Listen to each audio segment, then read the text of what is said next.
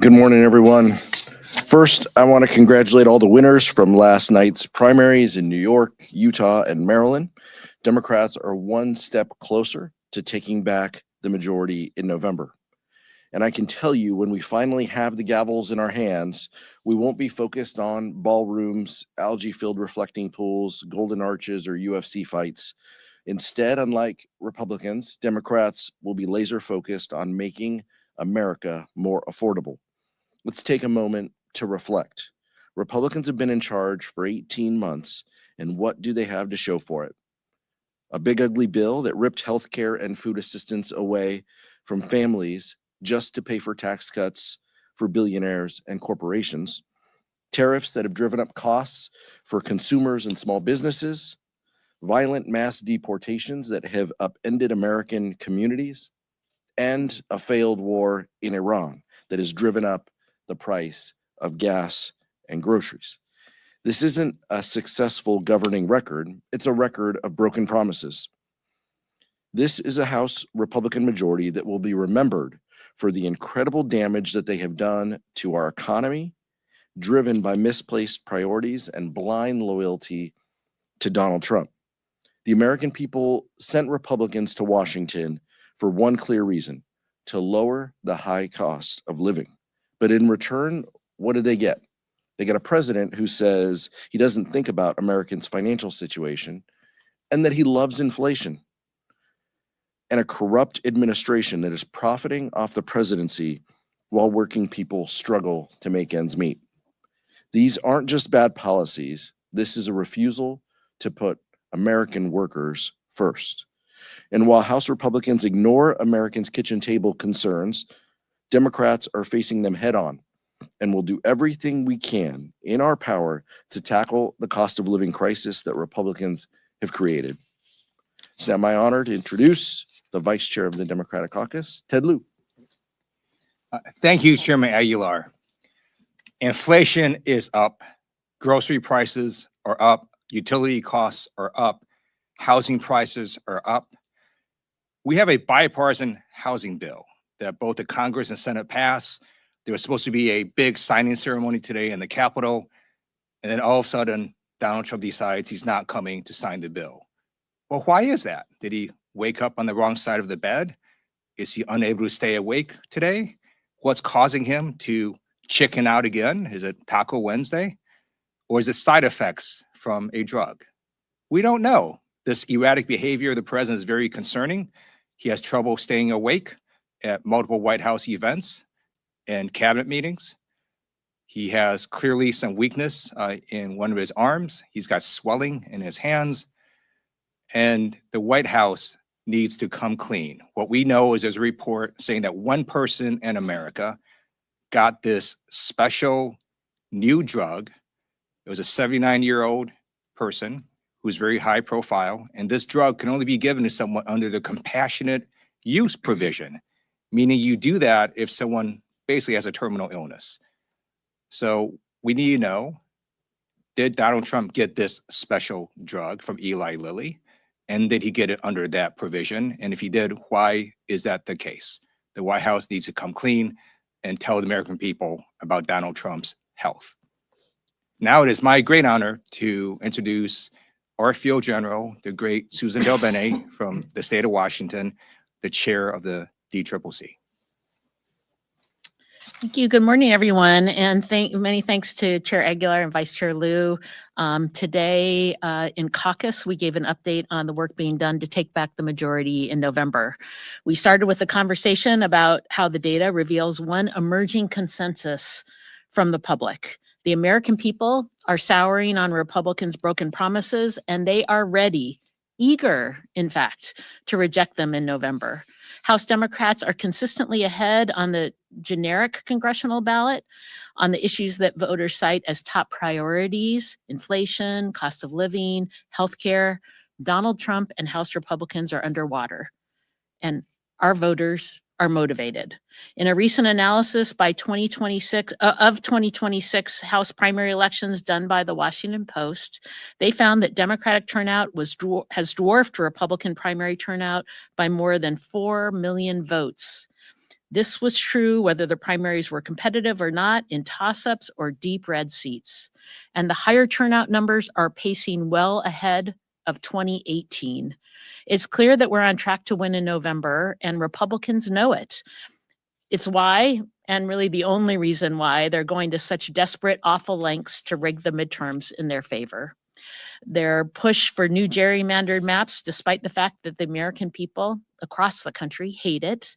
Their attempts to block legal, proven, and secure forms of voting, like vote by mail. Their incredibly cynical attempts to meddle in Democratic primaries, spending at least $4.5 million so far. They're doing all of this because of one simple fact. Republicans know they can't win a free and fair election. Despite all the shenanigans and Republican dirty tricks, the American people are seeing through it, and they are rejecting it.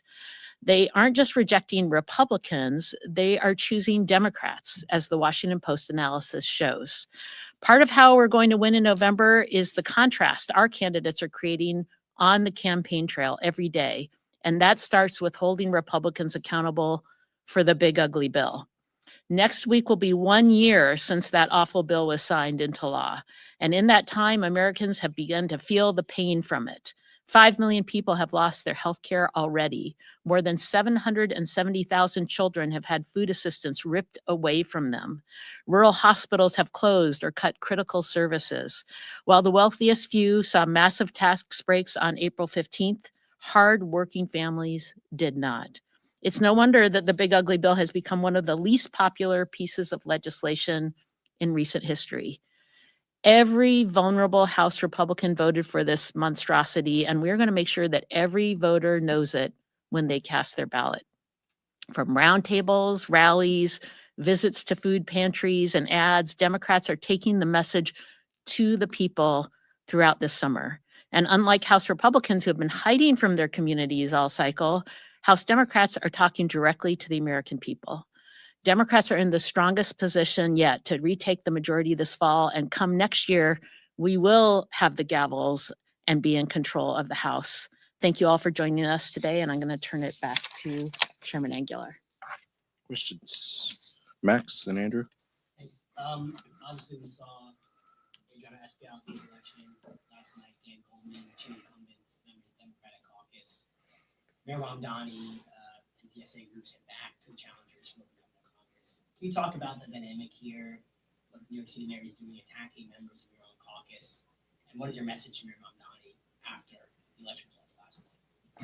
Look, the mayor in New York doesn't get a vote in the Democratic caucus. The members who are elected get those votes, and we look forward to working with the members that New York elects to serve in the Democratic caucus.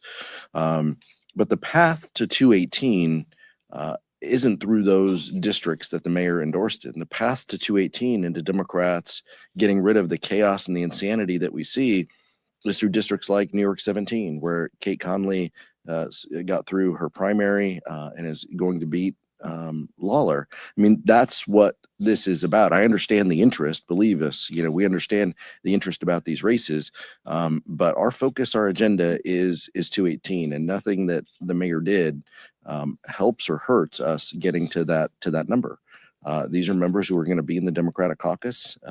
These are members who are going to help us turn back these terrible policies, and that's what we look forward to. But I'll just take a quick minute, Dan Goldman and Adriana Esquivel are just two incredibly great colleagues and class acts. I've had the pleasure to serve with both of them. Adriano, the first formerly undocumented individual to serve in Congress, the only Dominican American in Congress right now. Dan Goldman led the Trump impeachment in his prior life. A proven fighter. I've campaigned with both of them. Great individuals, and this Congress and this caucus will miss them. And we look forward to welcoming the members of the New York caucus and delegation who will serve with us in the next Congress. Anything else? No, Kate Conley, you talked about. Kate Conley. Andrew? Yeah, just to follow up on that, some of these, like Daria-Lisa Chevalier, who beat Adriana Esquivel, she attended an anti-Israel rally on October 8th, 2023. A lot of other people, Claire Valdez, Chris Robb, Adam Hamaway, a lot of candidates in that mold winning primaries, probably going to be here next year. Are you going to have a conversation with those members about what it's like to work in the Democratic caucus? Do you anticipate any governance challenges having to work with people that outspoken and that far from where other members are on the ideological spectrum? No, we'll have conversations with every member as members of Democratic leadership, the three of us up here, as well as every member of the Democratic leadership team. We'll have conversations with our new members. They'll go through new member orientation. We'll talk with them about how to build their offices. We'll talk with them about the work-life balance of doing these jobs. We'll have all of those conversations with these new members. It will be nothing special. We'll talk with them about their hopes and their aspirations to represent their districts and what committees they want to serve on. All of those conversations are what we do for new members. And this group, this class of new members will be no different in that respect. We'll continue to have conversations and build relationships, with them. I want them to be successful for their constituents. And so I want to know what they need in order to make that happen. Some of them have said things that I disagree with in the past.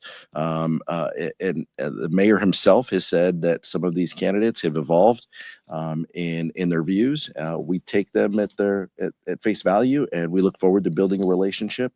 This being day zero, day one, and having a positive relationship and working to help them help the state and the city of New York moving forward. Michael. Thank you, Mr. Chair. I want to go back to the housing bill. The press secretary, Caroline Levitt, said last night about the bill that it's one of the most significant pieces of housing affordability legislation in American history, unquote. The president said on Truth Social when he canceled the signing ceremony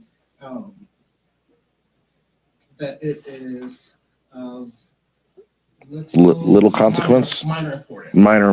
Minor importance. Every single House Democrat voted for the bill yesterday. It passed overwhelmingly, 85-5 in the Senate. Can you speak to the American people about, one, why you believe every House Democrat supported this piece of legislation? Two, how do you square what the press secretary said last night about it being one of the most significant pieces of legislation, and the president saying it's of minor importance this morning, an hour before he was set to sign it? Yeah. How do you square all of that for the American people who went to sleep last night expecting this bill to be signed into law and now are hearing from you all that the president's not going to sign it? How do you square that for the American people? Look, I mean, these posters and the president's words kind of speak for themselves. He doesn't care about their financial situation. That's the answer. And it's very clear that his press secretary doesn't speak for him. She's making stuff up on the fly, and clearly is detached from what he is thinking about policy and legislation. And I don't know if that's because of what the vice chair said and his inability to stay awake in meetings, or if he just changes and doesn't tell anybody his viewpoints. But it's clear he doesn't care about the American public. It's clear he doesn't care about the costs that people are facing. This is a significant piece of housing legislation. Every House Democrat voted for it, as you mentioned. Every Senate Democrat voted for it. The only no votes were from House and Senate Republicans. This is something that will move the needle in an affordability way for housing. It is one small piece, and Democrats have a variety of ideas and policies that will also help. But this was one piece, and it also shows that we're willing to take a win for the American people. We don't want to play politics and punt. We want to take the win for the American people and drive down the costs of housing and make it easier for people to live in this country. Sure. No, I agree. Thank you. I have a question for Chairwoman DelBene. These are my favorite questions. Can you walk me through how DTRIP has looked to protect incumbents like Bolton and Espaillat? I know that the DTRIP has become involved in Democratic primaries that are happening in currently Republican districts. But how involved is the DCCC in primaries where incumbents are being challenged in these districts that are safely Democratic? Our focus is on the districts that get us the majority. So our map is these purple districts across the country. And that is our focus. Clearly, as a caucus, and other members of the caucus have been involved in other races. But from a DCCC perspective, our big focus in New York is New York 17 and making sure we have a great candidate there. And we do with Kate Conley, and another seat that we will win and help us take back the majority. And we also saw Ben McAdams win in Utah, and so excited to see him come through the primary and on his path to come join us next Congress. Other questions? Because we have seen several incumbents lose to Democratic Socialists, does this signal a shift in the party? And are you concerned that this plays into the rhetoric of the president saying that Democrats are too extreme? No, not at all. I think that this represents a shift of what the voters in a couple of these districts around the country view. But we understand that much of that is based on their frustration and anxiety and the economic uncertainty that people face. And voters are going to take it out in different ways. We have also seen under the DCCC's leadership, Democrats in special elections over the past 12 months have outperformed Republicans by 13 points. So significant growth. So this doesn't have anything to do with Democratic voters. In essence, this is a recoil against Trump and Trump policies. But voters have that ability to make those decisions in Democratic primaries, and we'll work with whoever that they send in the back. With these wins that we saw in New York, Mamdani saw significant wins with his 3 candidates team goals. Just nationwide, do you think the Democratic Socialist movement is going to spread to other sectors of the map? No, the vice chair and I are from California. There are Democratic Socialists who run for city council races and races in Congress as well. People have a right to vote. That is our democratic system. I don't take anything more from it. The mayor made some decisions and made some political calculations. Those individuals will come and they'll serve here in the Democratic caucus, and they will be part of us getting to 218 votes to win the majority. That's our focus, and that has been our mission since Republicans took control and since Republicans took healthcare away from millions of people just to give benefits to billionaires and corporations. And that's what we'll continue to focus on. And I think that everybody who caucuses on the Democratic side believes in that and will vote accordingly on January 3rd. Thank you so much. That's mine. You can take it.